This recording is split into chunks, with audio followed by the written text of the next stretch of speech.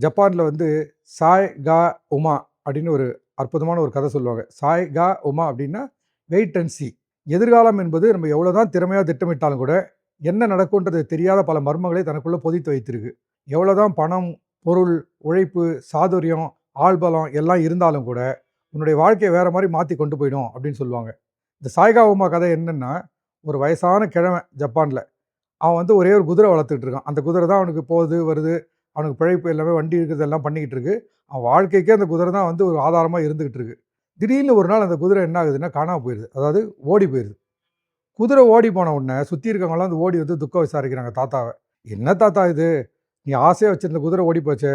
உனக்கு புள்ளைக்கு புள்ளையே அதானே இருந்துச்சு. இருக்கிறது ஒரே ஒரு பேரன் தான் உனக்கு. அவனையும் வச்சுக்கிட்டு கஷ்டப்படுற. உன் பையனும் செத்து போயிட்டான். நீ என்னதான் பண்ண போறேன்னு தெரியலையேன்னு" சொல்லி எல்லாரும் துக்கம் விசாரிக்கிறாங்க. அப்ப அந்த தாத்தா சொல்றாரு, "சாய்கா உமா" அப்படின்னு. சாய்கா உமான்னா வெயிட் அண்ட் சி. "என்ன தாத்தா இப்படி சொல்றீங்க நீங்க?" அப்படின்னு கேட்டப்போ அவர் சொல்றாரு, "என் குதிரை ஓடி போச்சுங்கிறது கெட்டதுக்கு தான் நீ எப்படி சொல்ற?" அப்படின்னு. "ஏன் இருந்த ஒரு குதிரை அதுதான் உனக்கு பொழப்பே குடுத்துச்சு. ஓடி போச்சுன்னா கெட்டதுன்னு சொல்லாம என்னன்னு சொல்ல முடியும்னா?"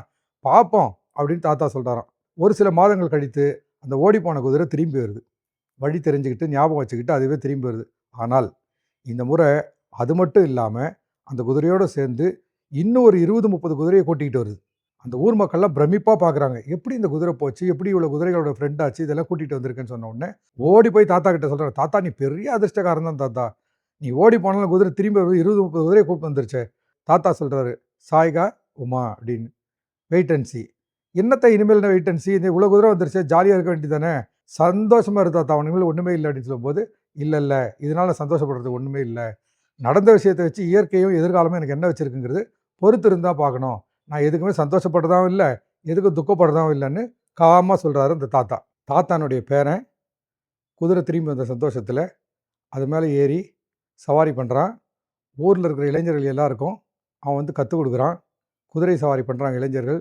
ஊர் மக்கள் ரொம்ப ஆர்வமா அதெல்லாம் வேடிக்கை பார்க்குறாங்க. தாத்தா எந்த விதமான சலனமும் இல்லாம இருக்காரு.